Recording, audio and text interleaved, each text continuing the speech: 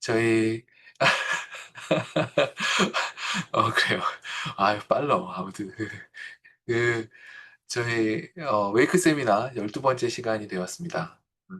저희가 웨이크 세미나 다시 공지를 드리면 어 저희가 정보통신산업진흥원에서 하는 그 AI 인재 양성 사업에서 이런 강의를 하도록 도와주시고 계십니다.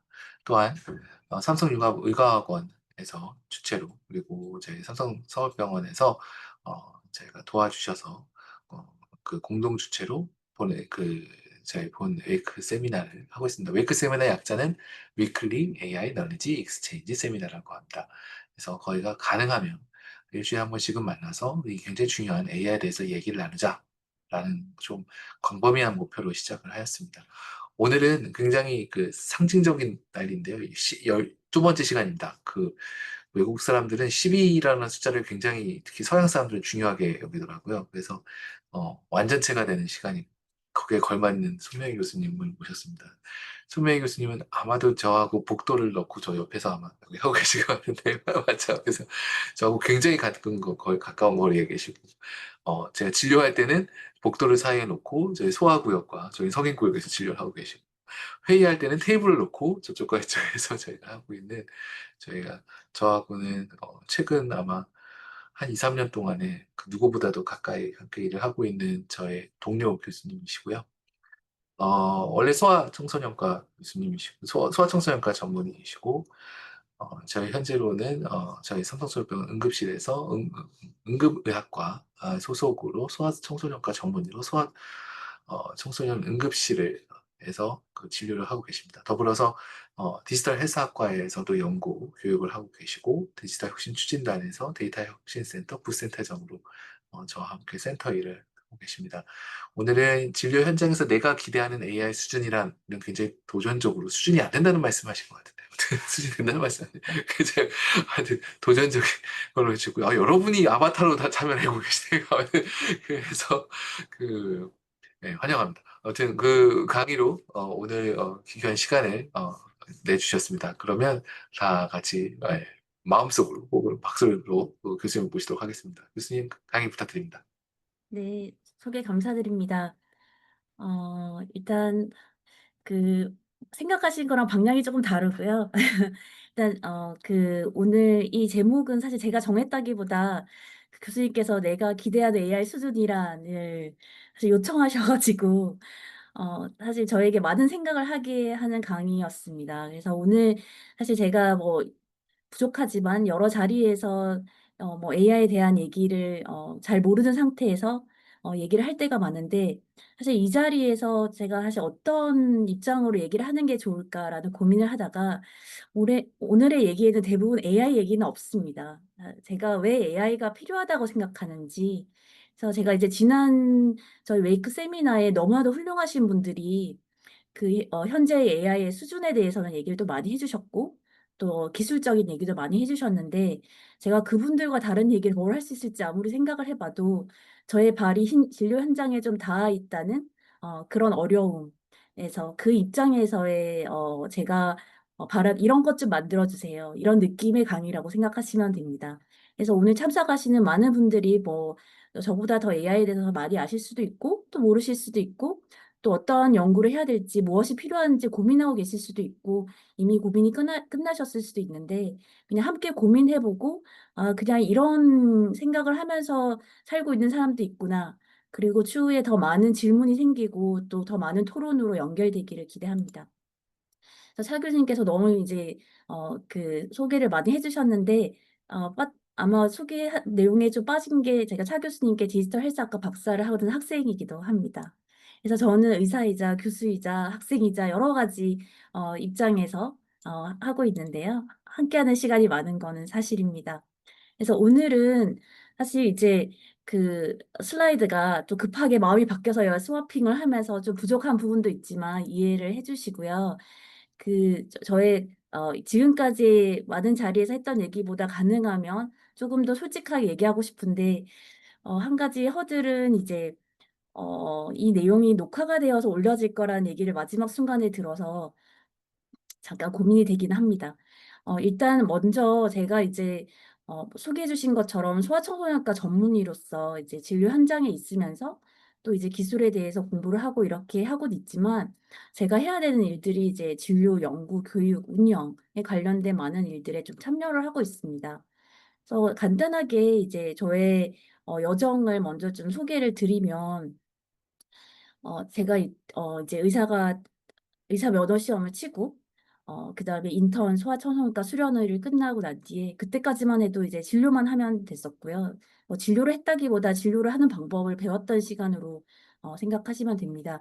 그래서 5 년간의 수련의 과정이 끝나고 난 뒤에 이제 소아 혈액 종양에 대해 분과 전문의를 하고 싶었습니다. 그래서 임상 강사를 시작했고, 이제 임상 강사를 시작하면서 진료를 하는 방법을 배우는 것 외에도 연구, 행정 등에 참여하게 되었고, 그 후에 이제 제가 잠시 임상을 떠나서 이제 연구만 할 수 있도록 리서치 펠로우를 한 3년 정도 이제 UofT에서 할 때는 이제 진료나 이런 것들은 생각하지 않고 이제 연구에 대한 생각을 하게 됐었고, 그 후에 잠깐 이제 또 로컬에서 제가 온전히 정말 환자만 보는 것에 시간을 보내는 1년 정도의 시간이 있었고, 다음에 2018 년에 이제 소아응급실 삼성서울병원에 돌아오면서 지금 생각지 못했던 많은 양의 진료와 거기에 더해진 이제 미약하지만 연구 및 거기에 이제 처음으로 저희 전공의들에 대한 교육에 대한 고민을 하기 시작했고, 거기에 더해서 이제 행정적인 일들을 같이 하게 되었습니다.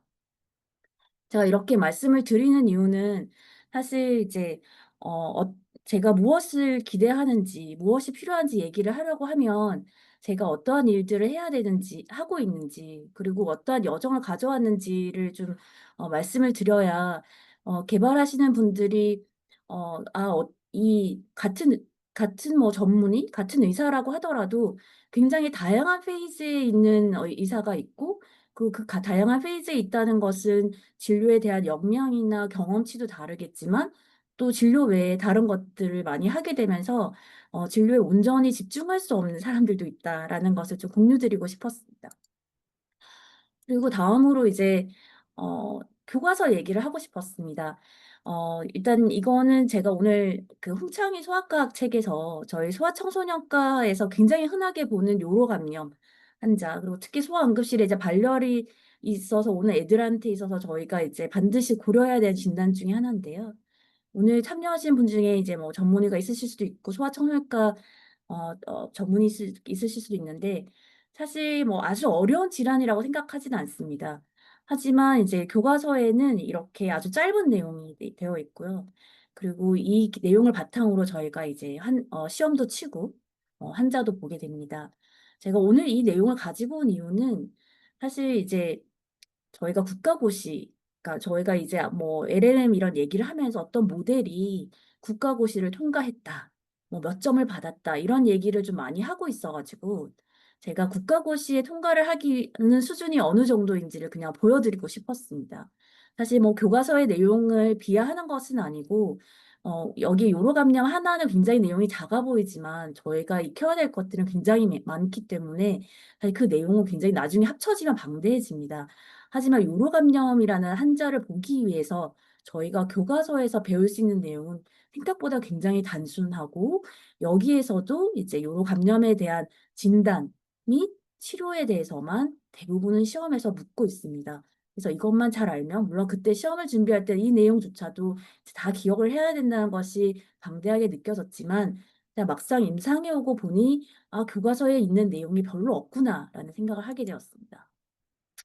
그리고 여기에서 제가 이제 파랗게 박스를 쳐 놓은 것은, 저희가 일반적으로 이 교과서의 형태가 이런 식으로 많이 되어 있는데, 한글 교과서든 영어 교과서든 그 공통적인 특징이 이제 의학을 하지 않으신 분들을 위해서 제가 조금 기본적으로 설명을 드리면, 대개는 위에 이제 진단명이 있고, 거기에 이제 분류라고 해서 이제 에피데미올로지를 이렇게 보여주고, 그러니까 빈도, 얘가 이제 에피데미올로지를 표현하고, 그다음에 거기에 이제 패소피지올로지, 어떤 발병 기전이 나오고, 그다음에 이건 이제 감염이기 때문에 어떠한 원인균이 있을 수 있는지를 보여준 다음에, 그리고 그런 환자들이 어떤 증상이 나타나는지, 그리고 이제 진단은 어떻게 하는지, 그리고 이제 그다음에 보시면 그다음에 거기에 대한 치료가 무엇인지가 이렇게 나오고, 그다음 마지막에 이제 예후가 어떤지, 이게 굉장히 일반적인 교과서의 구조입니다. 그래서 이렇게 되어 있고, 실제로 저희가 학교에서 공부를 하고 시험을 칠 때는 대개는 이제 진단과 치료,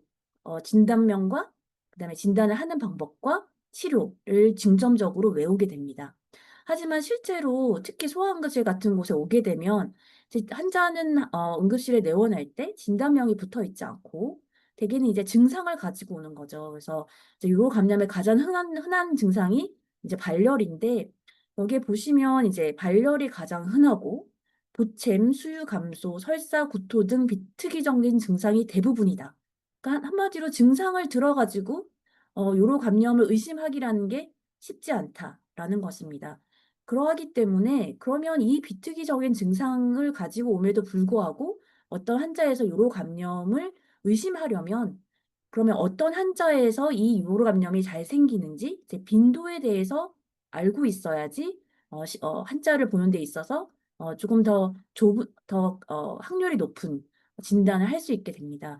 하지만 대개는 이제 노랗게 표시해 놓은 빈도 부분은 시험에서 그렇게 강조가 되고 있지는 않고 여튼 이제 이렇게 에피데미올로지를 잘 이해를 하고 있을 때 저희가 응급실에 진단이 붙어 있지 않은 환자가 오면 거기에 맞는 진단명을 이제 임프레션을 가지고 필요한 검사를 해서 진단을 하게 되는데요. 보시 또 한 가지 나중에 얘기할 부분이기 때문에 여기 제가 빨갛게 박스를 쳐 놓은 게 있는데 이게 이제 소아과 교과서인데 이제 방광 천자뇨를 하려면 이런 그림이다. 아마 어느 누구도 이 그림을 보고 방광천자뇨 그러니까 피부에서 바늘을 찔러서 방광 안에 있는 소변을 뽑을 수 있는 검사를 이걸 보고 할 수 있을 거라고 생각은 하지는 않으실 거예요. 그래서 근데 하지만 교과서에는 그냥 이 정도로 알려져 있고 그다음에 이러한 술기들을 저희가 이제 수련의 과정에서 배우게 됩니다. 그리고 이제 시험 국가고시에서는 아주 많이 다뤄지지 않지만 실제로 환자들은 이제 이런 합병증 및 예후에 대한 질문을 굉장히 많이 하고 훨씬 더 자세히 알고 싶어 하기 때문에 진료 현장에서는 더 많은 부분에 대해서 여기에 대한 설명이 필요하고 또 예후에 따라서 치료 방법이 조금 더 치료에 대한 디시전이 달라질 수도 있습니다. 그래서 제가 앞에 이 교과서를 보여드리는 이유는 이제 많은 개발자들이나 이런 이제 헬스케어의 어떤 AI 이런 부분에 관심이 있으신 분들이 교과서를 학습하는 것에 대해서 이제 기대가 많으셔 가지고 제가 교과서의 내용이 얼마나 어 레이어가 생각하시는 것보다 그렇게 자세하지 않은 것인지를 한번 보여드리고 싶었고요. 물론 이제 전문 교과서들에서 더 자세한 내용들이 있는 것도 있고 더 어려운 내용들도 있지만 일단 이거는 소아청소년과 전문의고시를 치기 위해서 기본적으로 저희가 보는 한글 교과서의 내용이 이제 이 정도로 되어 있다라는 것을 한 번은 보여드리고 싶어서 오늘 가지고 왔습니다. 하지만 앞에 보여드린 이런 교과서 내용과 달리 이제 요로 감염인 환자가 오면 저희 보호자들은 저희 애가 왜 이게 걸렸을까요? 왜 우리 아이일까요? 정말 항생제를 써야 하나요? 항생제가 우리 아이에게 나쁘지는 않을까요? 주사를 맞아야 할까요? 먹어도 되나요? 뭐 이런 아주 거기서부터 이제 '다음에 또 걸리지는 않을까요?' 그러니까 다양한 질문들을 하게 되고요.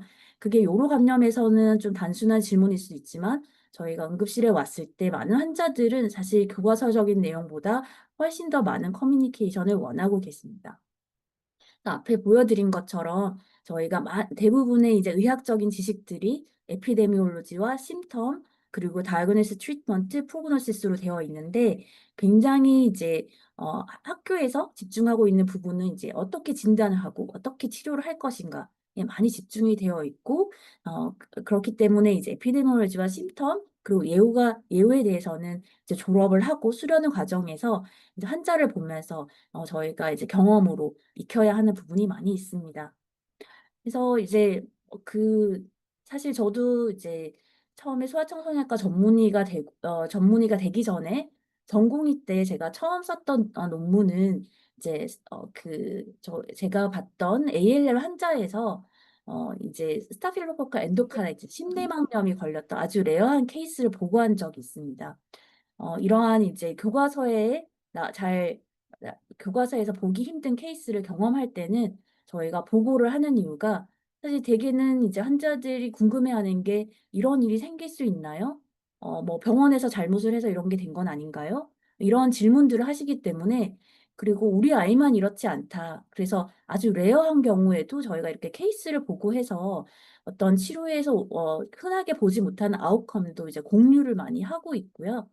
그리고 이제 뭐, 제가 이제 트리트먼트 아웃컴 같은 경우에 교과서에는 많이 나오지 않지만, 이제 제가 혈액 중량을 하면서는 계속 이제 고용량 항암을 할 때, 고용량 항암을 해서 생길 수 있는 부작용에 대해서 아주 짧게 짧게 소개가 되어 있는데, 그 각각의 고용량 항암이 어떠한 부작용이 생길 수 있고, 결국은 골수가 회복을 하기로는 되어 있지만, 또 환자들은 회복을 하는데 뭐 10일이 걸리나요? 14일이 걸리나요? 3주가 걸리나요? 또 거기에 따라서 감염 위험은 얼마나 되나요? 이런 것들을 다 궁금해하시고 환자만 궁금해하시는 게 아니라 저희가 이제 거기에 맞춰서 또 면역의 저하에 대비해서 또 감염을 예방도 하고 또 어떤 감염이 걸렸을 때 어떻게 그 항생제를 쓸 것인지를 준비해야 되기 때문에 이러한 것들에 대한 이제 필요성, 그러니까 저희가 가지게 되는 질문들에 대해서 이렇게 임상 데이터를 가지고 이제 대답을 하려고 하는 노력들을 일반적으로 하게 됩니다. 그래서 많은 부분들이 이제 결국은 누가 얼마나 살 수 있냐, 어떻게 하면 더 살 수 있을까, 그리고 어떠한 치료를 했을 때 어떠한 부작용이 생길 수 있을까, 어떻게 하면 줄일 수 있을까, 이런 부분들에 대해서 저는 이제 혈액 중량을 하면서 많은 고민을 했었습니다. 그리고 또 공통적으로 많은 사람들이 이제 우리 애는 그러면 치료가 잘 될까요? 아니면 뭐 치료가 잘 되지 않을까요? 치료가 잘 되지 않는다면 어떠한 부분 때문일까요? 이런 것들이 다 이제 예후인자라고 하는데 특히 암이나 이런 아니면 뭐 만성 질환 같은 경우에도 이제 예후가 나쁘지 않은 나쁜 질환 같은 경우에는 특히 이제 이 프로그노스틱 팩터에 대한 연구도 굉장히 활발하게 되어 있고 물론 그 전에는 이제 통계적으로만 했었지만 이제 최근에는 이제 AI로 가장 많이 하려고 하는 그러니까 AI라는 게 결국은 툴이기 때문에 저희가 사실 목표하는 무엇을 알고 싶어 하는가의 주제는 바뀌지 않는다고 생각합니다. 그래서 결국은 이제 치료하는 사람 입장에서는 진단을 잘 하는 것도 중요하지만 어떤 질환이라고 했을 때 이 환자의 예후가 결국은 좋은 환자인지 나쁜 환자인지 그래서 치료를 더 강하게 해야 되는지 약하게 해야 되는지 이러한 인자들을 알고 싶어 하고 또 거기에 따라서 테일러드 치료를 하고 싶어 하는 그러한 필요성이 있는 것 같습니다.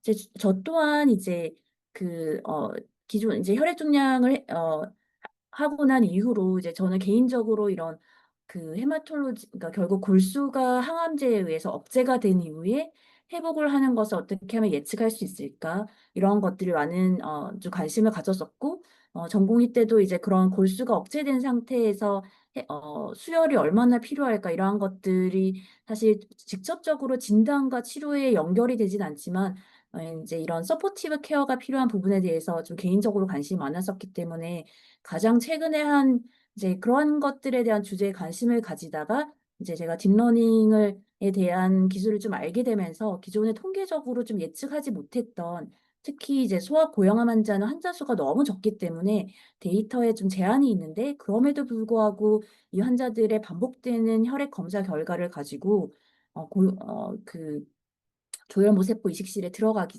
전에 기존에 이 환자가 일반 항암을 할 때 회복했던 트렌드를 통해서 이 환자가 고용량 항암을 하게 된다면 결국 호중구 회복 일수를 예측할 수 있을까? 이러한 것들을 좀 시도해 봤었습니다. 그 시도를 통해서 이제 이 모델이 이제 기존의 뭐 전공의 보다는 훨씬 잘한다는 것을 알 수가 있었고 또 경험이 많은 전문의 수준으로 이제 예측을 잘 할 수 있다는 것을 좀 배우게 되면서 개인적으로는 좀 굉장히 그 의미가 있는 연구였었는데요. 근데 예상치 못하게 더 재밌었던 이제 이때부터 제가 이제 더 관심을 저의 어떤 새로운 눈을 뜨게 한 어 계기가 된 것은 사실 그전까지는 결국 '예측을 할 수 있을까? 나에게 이것이 클리니컬 디시전에 도움을 줄 수 있을까?' 이러한 질문을 많이 가졌었는데 이러한 이제 모델들을 만들고 그다음에 이제 제가 저의 높으신 저의 은사님들과 또 전공의들과 이런 인제 그 환자를 직접 봐야 되는 분들에게 이 모델의 예측하는 숫자를 보여주고 "그대는 어떻게 생각하십니까?"를 물어봤을 때 그 본인의 역량과 그러니까 본인이 얼마나 잘 예측할 수 있는가와 이 모델의 얘기를 믿고 싶어 하는 것은 좀 차이가 있구나. 그리고 본인이 아무리 예측을 잘해도 AI가 다 오히려 잘못 예측한 것도 따르고 싶어 하는 사람이 있고 AI로 오히려 더 신뢰하시는 본인의 디시전에 대해서 조금 자신이 없으신 분이 있고, 또 오히려 AI가 더 잘 예측했음에도 불구하고 그것을 잘 모르는 상태에서는 본인이 그냥 무조건 더 잘 예측했을 것이라고 믿으시는 분들이 있구나라는 좀 재미있는 경험을 하게 되는 연구였습니다. 그래서 이제 사실 그때 제가 느꼈던 게 사실 성능만으로 이게 어떠한 신뢰도를 얻는 것에 해결이 되지 않는다라는 경험이 되었었고, 실제로 지금 현재 뭐 리플레이스를 할 수 있냐 없냐 보조자냐 이러한 질문들을 굉장히 많이 제 자신도 하고 있고 또 많은 분들이 하시는데, 거기 있어서는 사실 물론 당연히 정확도도 굉장히 중요하지만 그런 이제 어 그 액셉턴스 그리고 본인이 이러한 기술에 대해서 어떻게 생각하는지도 고려해야겠다고 생각했습니다. 물론 기존의 연구를 보면 여전히 이러한 모델들에 사용되는 데이터가 아직 온전하지가 않고, 그리고 또 정확도도 완전히 믿을 수 없는 그런 것들이 이제 과거에 있다는 이런 연구들이 많이 있었는데, 사실 애큐러시는 점점 올라가고 있고, 그래서 제가 오늘 말씀드리고 싶은 것은 사실 이제 애큐러시는 결국 저는 사실 뭐 다른 분들은 모르겠지만 이미 제가 예측하는 것보다는 대부분의 모든 모델들이 저보다 낫다고 믿고 있는 사람이지만, 사실 많은 분들에게 그러한 이제 합의를 받는 것은 또 다른 문제라는 것을 좀 생각하고 나누고 싶습니다.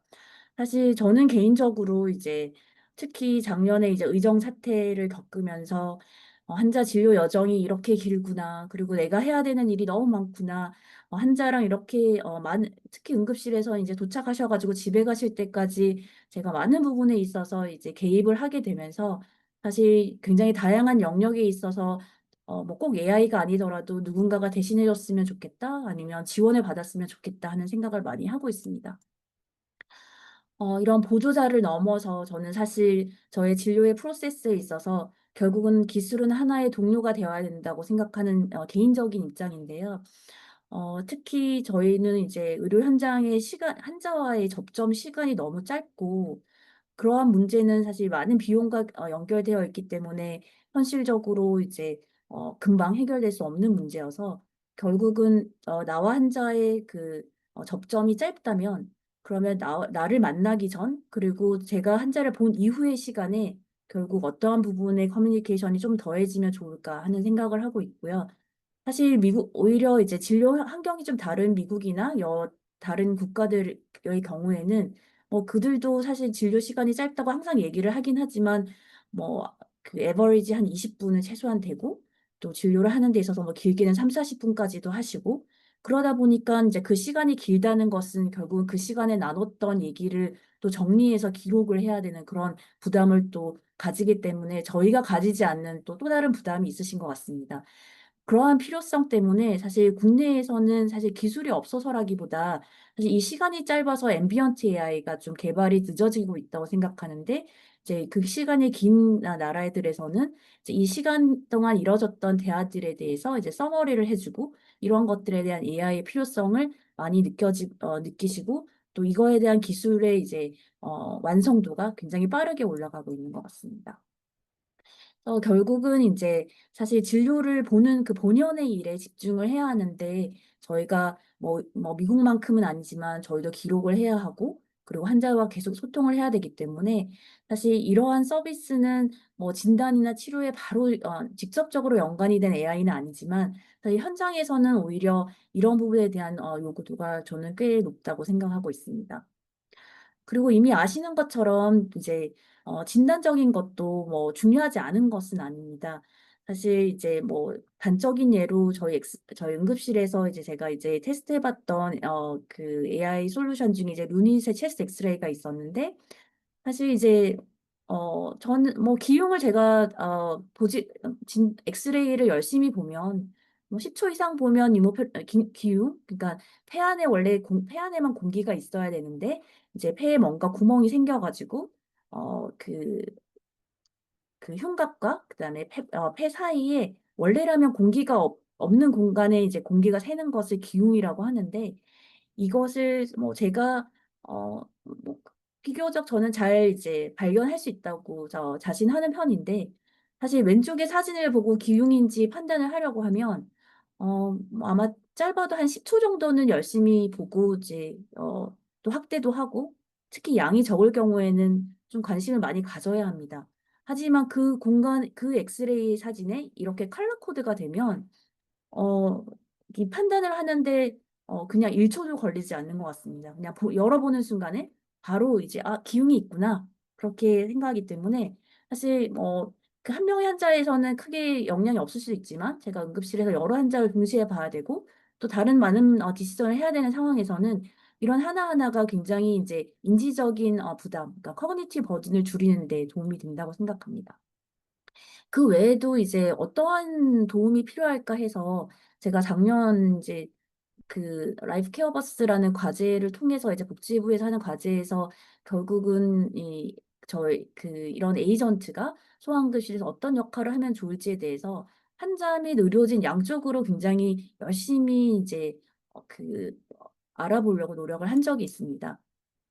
그때 이제 저희 응급실 전 여정에서 어그 그때 이제 제가 배우게 된 것은 사실 저는 항상 이제 의료진 입장에서 환자와의 커뮤니케이션을 두고 "어떠한 것들이 필요하다."라고 이제 정의를 많이 내리고 있었는데 이제 환자의 얘기를 들어보면서 사실 이게 의료진과 환자 사이에 이런 커뮤니케이션에서 기대하는 바가 굉장히 극명하게 차이가 있다는 것을 알게 됐습니다.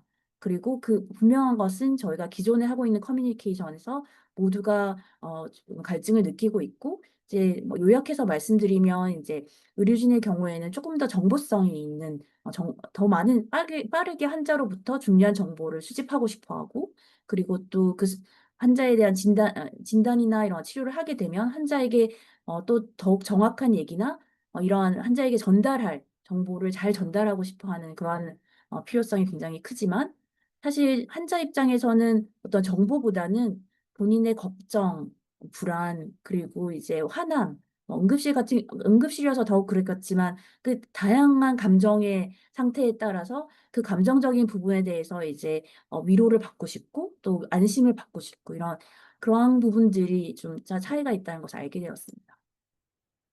그래서 저희는 지금 계속해서 노력하고 있는 것은 아직 어떠한 수준에 이르렀다 얘기를 는 하기는 어렵지만 저는 이제 이런 LMN 기반의 커뮤니케이션 에이전트가 사실 어떤 CDSS적인 그러니까 진단에 도움을 주는 역할을 직접 하지는 않더라도 이런 그러니까 보호자라고 하는 이유는 이제 제가 소아청소년과이기 때문에 저는 이제 대개는 환자보다 어머니들과 많은 대화를 나누는데 이런 들과 또 의료진, 저와 같은 사람의 사이에서 어떠한 정보 및 서비스를 제공해야 되는 할 수 있는 이런 에이전트의 이제 필요성과 그다음에 각각의 이제 역할을 정의를 하고 거기에 맞춰서 이제 개발을 하고 있습니다.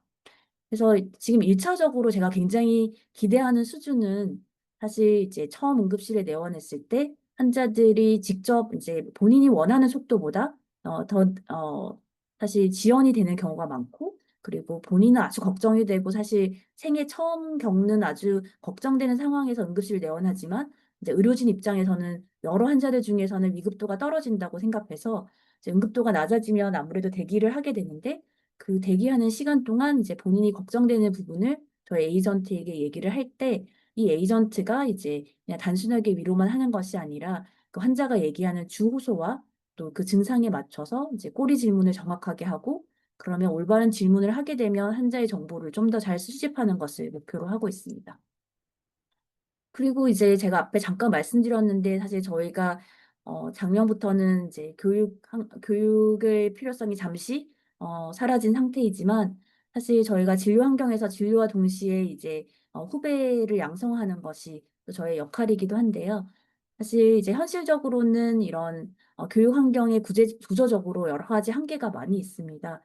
이제 환자를 보면서 또 이제 트레이닝도 해야 되기 때문에 그러한 뭐 기본적인 어려움을 놔두고서라도 사실 다양한 케이스를 가지고 이제 트레이닝을 하는 것인데 그런 케이스가 이제 편향될 수도 있고 그러니까 뭐 전공의 시절에 이제 뭐 환자를 탄다고 하죠. 그래서 환자를 많이 타서 많은 환자를 경험할 수도 있고 하지만 많이 경험을 하지만 또 굉장히 편향된 케이스를 볼 수도 있고 어떤 경우에는 또 환자를 별로 많이 보지 않게 되는 전공도 있습니다. 그래서 결국은 그 경험치에 따라서 이제 역량이 좀 달라질 수 있는데요.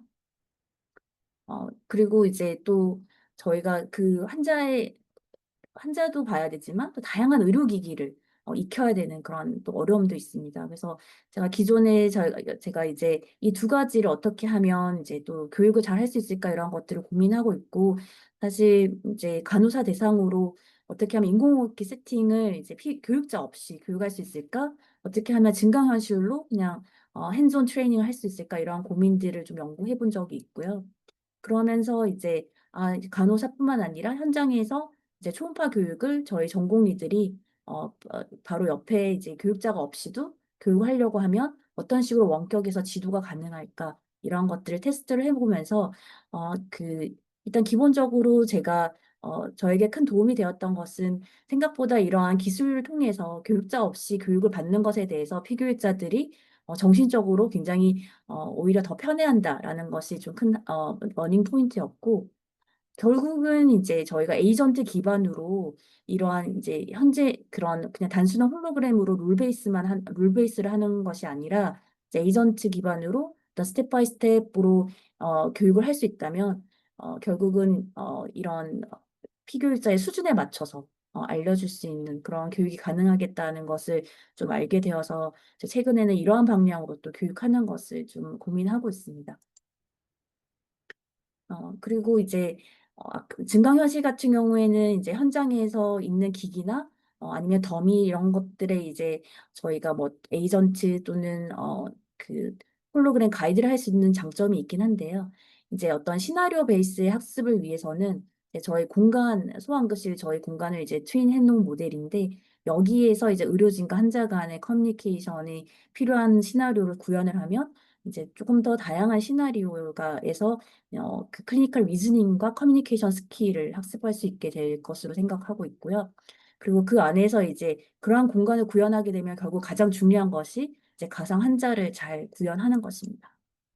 그래서 제가 기존에 이제 잠깐 조금 해본 것은, 저희가 응급실에 이제 환자가 이제 뭐 아이가 떨어졌어 어딘가에서 낙상을 했다고 이제 오는 경우에 그 낙상한 환자의 이제 CT를 찍을 것인가 말 것인가 이런 디시전을 해야 되는데, 거기에 대한 이제 좀 좋은 가이드라인이 있기는 합니다. 하지만 이 가이드라인의 내용이 그 아이가 떨어졌을 때 어떠한 상황이었는지, 그리고 아이의 상태가 어땠는지 이런 것들이 이제 보호자에게 여러 질문을 통해서 판단을 해서 이제 로우 리스크, 인터미디어, 하이 리스크로 구분을 해야 하는데, 그러한 것들이 이제 그냥 가이드라인으로만 익히게 되면 막상 환자가 왔을 때 질문을 하는 것이 그렇게 자연스럽지 않을 수가 있어가지고, 물론 그것도 여러 명을 보게 되면 이제 체득이 되겠지만, 이러한 것들이 이제 가상 환자를 만들어서 그 보호자와 직접 대화를 하면서 그냥 리스크를 내려보는 그리고 CT를 찍을지 말지 결정을 해보는 이러한 것들을 시뮬레이션 해보는 것을 조금 만들어 봤습니다.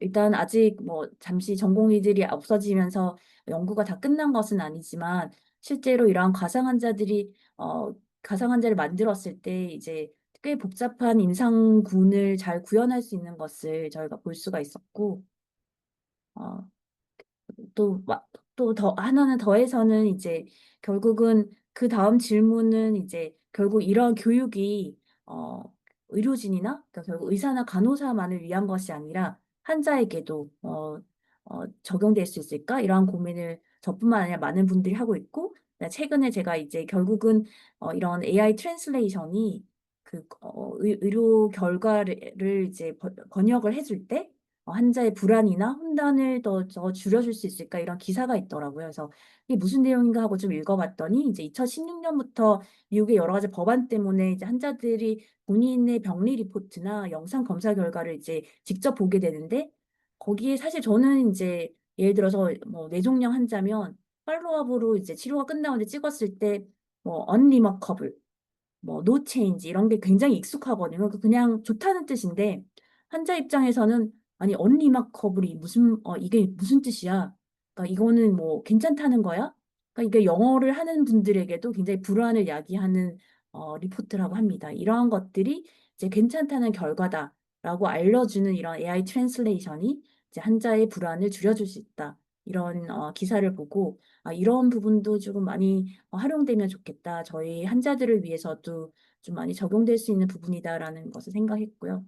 사실 저는 이제 약간 비슷한 컨셉으로 기존에 저희 아이 이제 소환자들에게 이제 로봇이라는 인바디먼트 에이전트를 가지고 이제 뭐 치료와 그다음에 치료 여정이나 그 안에서 아이가 좀 지켜야 될 것들 그리고 알아야 되는 것들에 대해서 그래서 아이의 수준에 맞춰 가지고 이제 만들어서 한 3년 전부터 이제 애들에게 제공하고 있는데 기존에는 이러한 것들이 대부분 룰 베이스에 이제 굉장히 매뉴얼리 어 그 오랜 시간의 정성을 들여서 만들어야 됐다고 하면 네, 최근에는 이제 그래 프롬프팅만으로 많은 부분이 가능해졌고 하지만 그럼에도 불구하고 이제 더군다나 이제 환자이기도 하지만 소아이기도 해서 안전한 정보를 전달하기 위해서 끊임없이 밸리데이션하고 평가하는 과정을 하고 있습니다. 아직도 저는 그냥 단순한 프롬프팅만으로 환자에게 바로 적용하는 것에 대해서는 좀 그 불안이 많이 있고요.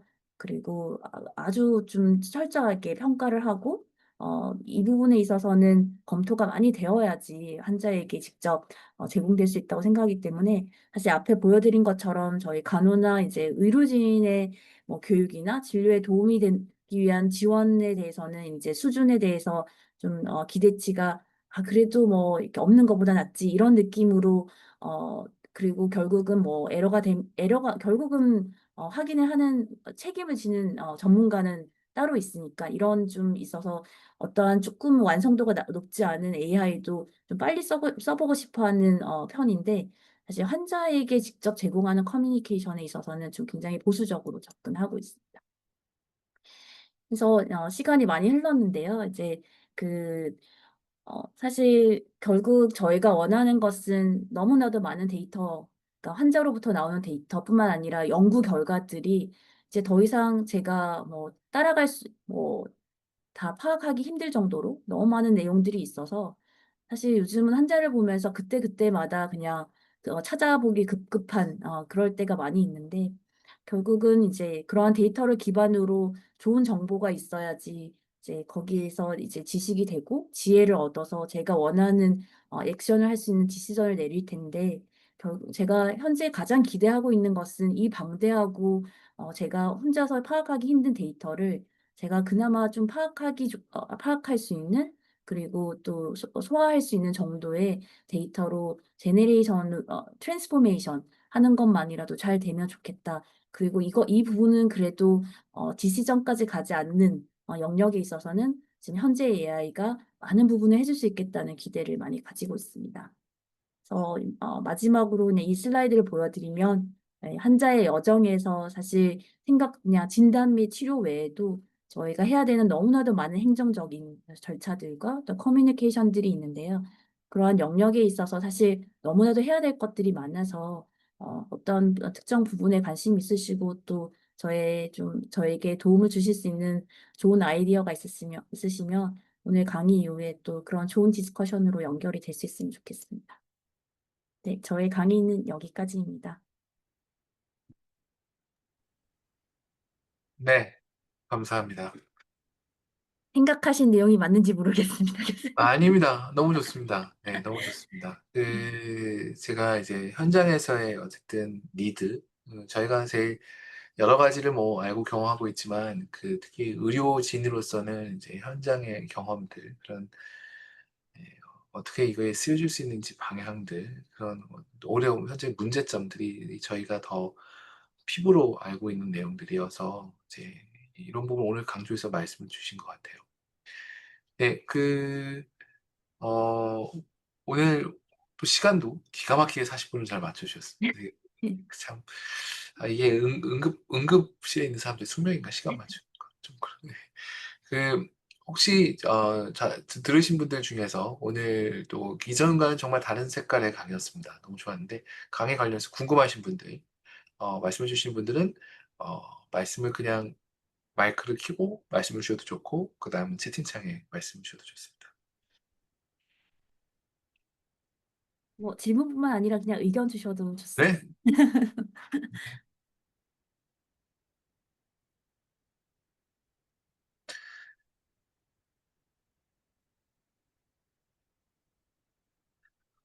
혹시 말씀을 아, 준비하신 네.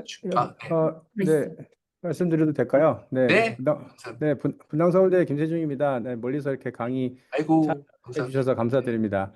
안녕하세요. 네네, 그 질문이 하나 있는데요. 그 네. 말씀하신 대로 의료진이 진료과나 어떤 뭐 그 의사분의 성향에 따라서 조금 더 적극적으로 쓰고 싶어 하는 분도 있고 또 굉장히 보수적으로 접근하시는 분도 있고 그러는데 이게 병원 차원에서 지금 뭔가 서비스를 제공할 때 그런 분들을 뭐 이게 평균적으로 가야 될지 아니면 원하시는 대로 맞춤형으로 다 서비스를 해야 될지 좀 교육이나 어떤 혜택을 잘 설명드리고 끌고 나가야 될지 이렇게 좀 고민이 될 때가 많은데 어떻게 접근하시는 것이 좋을지 좀 네, 고견을 듣고 싶습니다.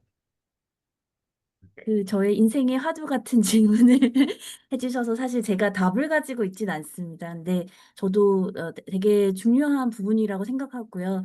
사실 제가 굉장히 많이 받는 질문이긴 합니다. 그 다른 나라에서도 사실 그 특히 이제 뭐 AI뿐만 아니라 병원의 스마트 호스피털이나 디지털 트랜스포메이션에 대한 강의를 하면 꼭 결국은 이제 워크포스의 다 레벨이 너무 다른데 어디를 타겟으로 해야 할까? 라고 하시는데요.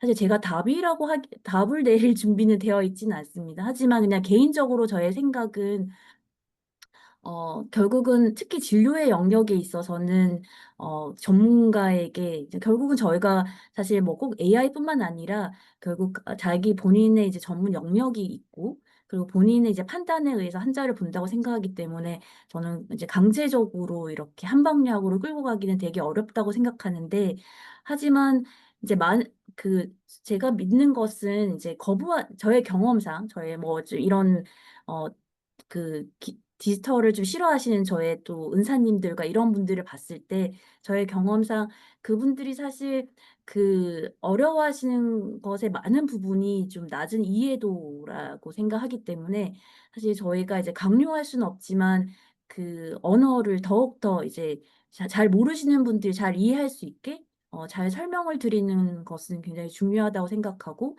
특히 이제 뭔가 개발을 할 때 잘 이해하는 그러니까 원하는 사람들의 입장에서 만드는 것이 아니라 이렇게 불편해하시는 분들의 입장에서 UI, UX를 좀 잘 만드는 것이 되게 중요하다고 생각합니다. 제가 10년 전에 좀 혈액종양 임상 강사할 때 그 종이로 되어 있는 항암 프로토콜을 모두 전산화하기 위해서 굉장히 많은 그 패션 열정을 쏟은 적이 있는데 그때 이제 배웠던 것 중에 하나가 이제 이게 아무리 전산화가 잘 되어도 절대 종이 프로토콜을 그대로 쓰시겠다는 분이 있으셨는데 저의 너무나 존경하는 은사님이 그렇게 말씀하셨을 때 제가 그분께 아닙니다. 종이를 쓰시면 안 됩니다라고 얘기는 할 수는 없었지만 그 종이가 여야 한다고 생각하시는 이유를 끊임없이 여쭤보고 그리고 그분이 종이에서 하시는 모든 작업이 전산화가 될 수 있기 위해서 정말 철저하게 그걸 그 모든 기능이 본인이 하시는 그 하나하나의 작업이 다 가능하실 수 있도록 구현을 했고, 그래서 이제 구현이 되었을 때, 물론 마음의 허들은 있으셨지만, 조금 세월이 지났을 때, 현재는 굉장히 잘 쓰시기 때문에, 저의 성공 경험의 하나를 공유 드립니다. 그래서 저는 결국은 시간이 걸리지만 결국은 이제 누가 먼저 쓰냐의 이지 잘 만들어지던 기술은 결국 모두가 쓰게 되어 있다고 좀 믿는 편이어서 좀 그런 방향으로 하지 않으면 하려고 노력하고 있습니다. 근데 다 정답이라고 생각하진 않습니다.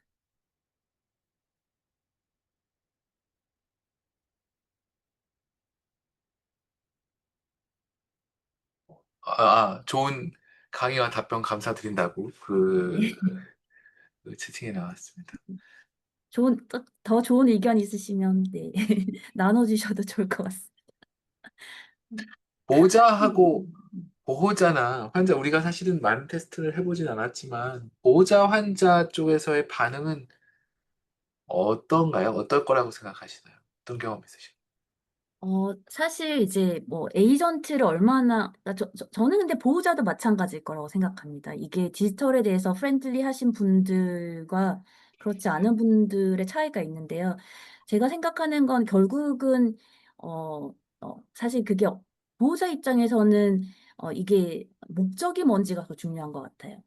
예를 들어서 사실 제가 지금 아직 에이전트로 활발하게 하지 않고 있지만 현재는 그 에이전트로 하고 싶어 하는 거를 환자들이 이제 모바일 문진으로 본인의 증상을 이렇게 체크할 수 있도록 하고 있는데 지금까지는 단 한 명도 왜 이걸 모바일로 물어보냐고 저한테 하신 분은 없습니다. 그러니까 그분들이 사실 그 모바일 문진을 이제 체크해야 되는 불편함이라고 생각할 수도 있지만 제가 생각하기에 그걸 어느 누구도 왜 이걸 하게 하느냐라고 하지 않는 이유는 본인들이 저에게 빨리 알려주고 싶기 때문이라고 생각하거든요. 그래서 그런 이런 기술적인 게 결국은 무엇을 위한 것인지에 따라서 그분들의 니드랑 맞다고 생각하면 사실 뭐 그게 에이전트가 되었던 아니면 어떠한 형태라도 잘 사용하시지 않을까 하는 거고 특히 모바일 부분은 이제 이미 뭐 60대, 70대까지도 잘 쓰시는 분들은 잘 쓰셔가지고 저희가 오히려 이제 또 더 잘할 수 있는 게 기존에 뭐 종이로 할 때는 사실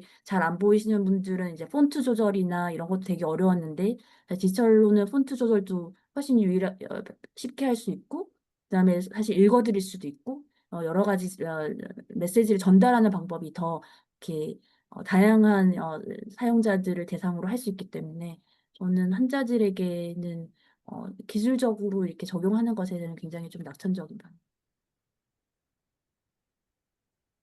아이들은 굉장히 좋아합니다. 네, 네, 제가 저보다는 좋아하는 것 같습니다. 네, 네, 로봇이 설명해 주는 것에 훨씬 네, 네, 번창한다고 네. 생각합니다.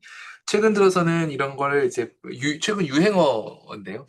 그 피지컬 AI라고 하더라고요. 네, 아주 유행어, 핫한 유행어입니다. 그래서 네, 그 로봇이 피지컬 AI가 돼서 돌아왔어요. 그래서 그런 그런 개념이 또 이제 여러 가지로 이제 기존에 했던 로봇과 좀 차별화돼서 반응하는 것 같습니다.